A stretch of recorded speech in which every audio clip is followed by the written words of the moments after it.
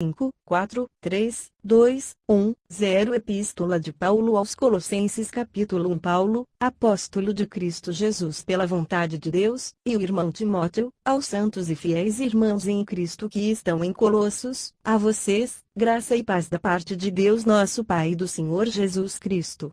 Sempre agradecemos a Deus, o Pai de nosso Senhor Jesus Cristo, quando oramos por vocês, pois temos ouvido falar da fé que vocês têm em Cristo Jesus e do amor por todos os santos, por causa da esperança que lhes está reservada nos céus, a respeito da qual vocês ouviram por meio da palavra da verdade, o Evangelho que chegou até vocês. Por todo o mundo este evangelho vai frutificando e crescendo, como também ocorre entre vocês, desde o dia em que o ouviram e entenderam a graça de Deus em toda a sua verdade.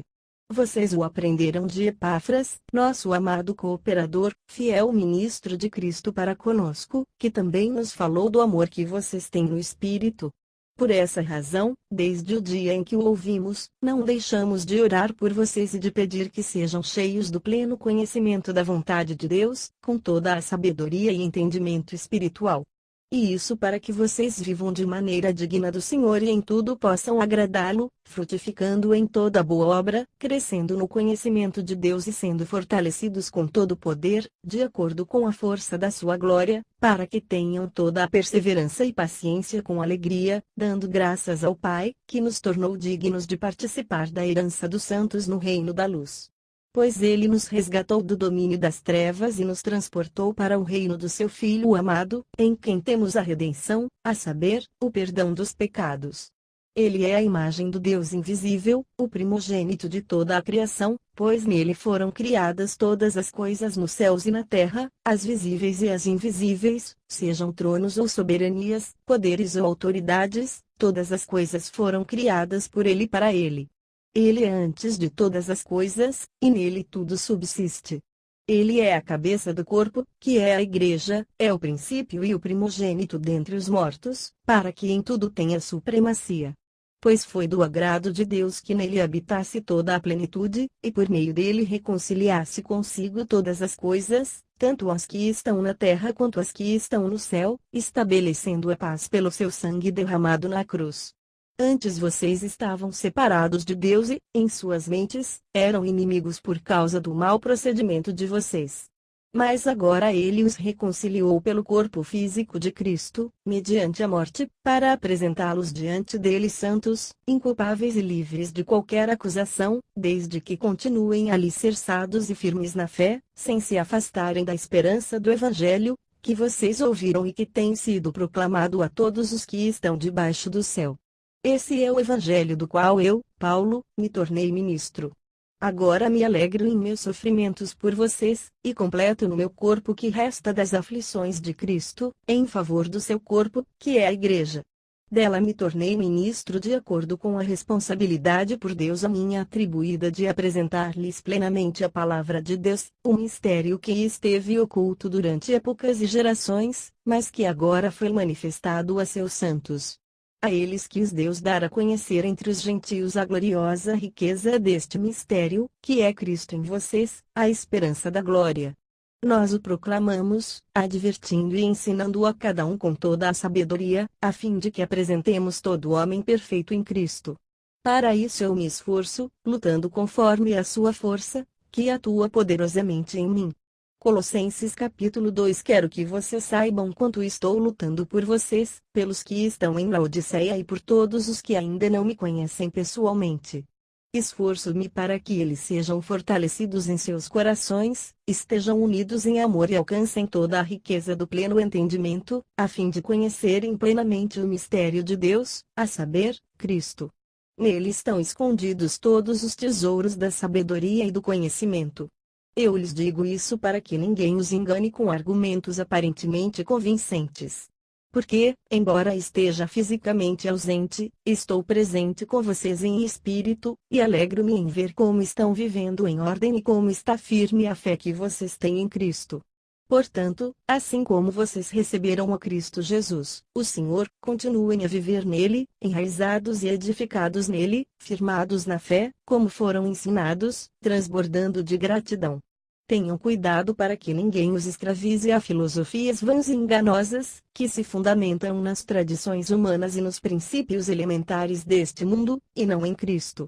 Pois em Cristo habita corporalmente toda a plenitude da divindade, e, por estarem nele, que é o cabeça de todo poder e autoridade, vocês receberam a plenitude. Nele também vocês foram circuncidados, não com uma circuncisão feita por mãos humanas, mas com a circuncisão feita por Cristo, que é o despojar do corpo da carne.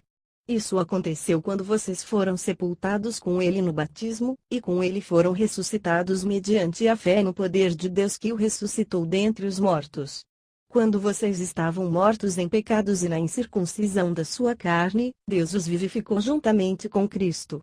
Ele nos perdoou todas as transgressões, e cancelou a escrita de dívida, que consistia em ordenanças, e que nos era contrária. Ele a removeu, pregando-a na cruz, e, tendo despojado os poderes e as autoridades, fez deles um espetáculo público, triunfando sobre eles na cruz. Portanto, não permitam que ninguém os julgue pelo que vocês comem ou bebem, ou com relação a alguma festividade religiosa ou a celebração das luas novas ou dos dias de sábado. Estas coisas são sombras do que haveria de vir, a realidade, porém, encontra-se em Cristo. Não permitam que ninguém que tenha prazer numa falsa humildade e na adoração de anjos os impeça de alcançar o prêmio. Tal pessoa conta detalhadamente suas visões, e sua mente carnal a torna orgulhosa. Trata-se de alguém que não está unido à cabeça, a partir da qual todo o corpo, sustentado e unido por seus ligamentos e juntas, efetua o crescimento dado por Deus.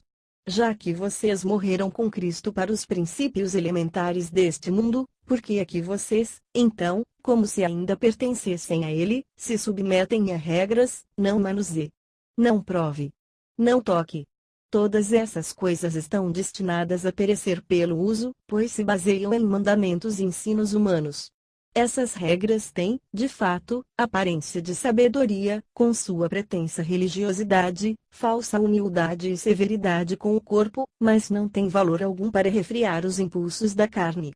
Colossenses capítulo 3. Portanto, já que vocês ressuscitaram com Cristo, procurem as coisas que são do alto, onde Cristo está assentado à direita de Deus. Mantenham o pensamento nas coisas do alto, e não nas coisas terrenas. Pois vocês morreram, e agora sua vida está escondida com Cristo em Deus. Quando Cristo, que é a sua vida, for manifestado, então vocês também serão manifestados com Ele em glória. Assim, façam morrer tudo o que pertence à natureza terrena de vocês: imoralidade sexual, impureza, paixão, desejos maus e a ganância, que é a idolatria. É por causa dessas coisas que vem a ira de Deus sobre os que vivem na desobediência, as quais vocês praticaram no passado, quando costumavam viver nelas. Mas agora, abandonem todas estas coisas: ira, indignação, maldade, maledicência e linguagem indecente no falar. Não mintam uns aos outros, visto que vocês já se despiram do velho homem com suas práticas e se revestiram do novo, o qual está sendo renovado em conhecimento, à imagem do seu Criador. Nessa nova vida já não há diferença entre grego e judeu, circunciso e incircunciso, bárbaro e cita, escravo e livre, mas Cristo é tudo e está em todos. Portanto, como povo escolhido de Deus, santo e amado, revistam-se de profunda compaixão, bondade, humildade, mansidão e paciência. Suportem-se uns aos outros e perdoem as queixas que tiverem uns contra os outros. Perdoem como o Senhor lhes perdoou. Acima de tudo, porém, revistam-se do amor, que é o elo perfeito. Que a paz de Cristo seja o juiz em seus corações, visto que vocês foram chamados a viver em paz, como membros de um só corpo. E sejam agradecidos. Habite ricamente em vocês a palavra de Cristo, ensinem e aconselhem-se uns aos outros com toda a sabedoria, e cantem salmos, hinos e cânticos espirituais com gratidão a Deus em seus corações. Tudo o que fizerem, seja em palavra ou em ação, façam-no em nome do Senhor Jesus, dando por meio dele graças a Deus Pai. Mulheres, sujeitem-se a seus maridos, como convém a quem está no Senhor.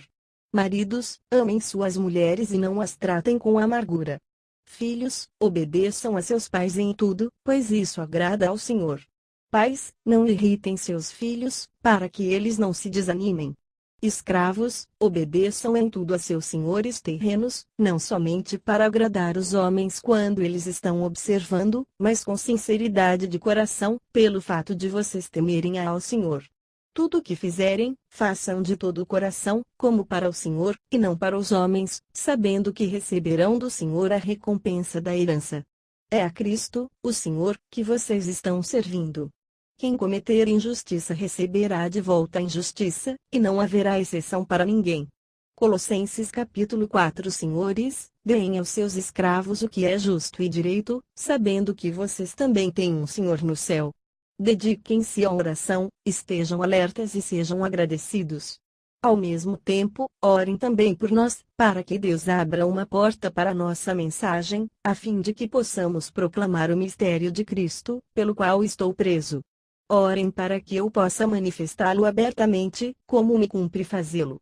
Sejam sábios no procedimento para com os de fora, aproveitem ao máximo todas as oportunidades.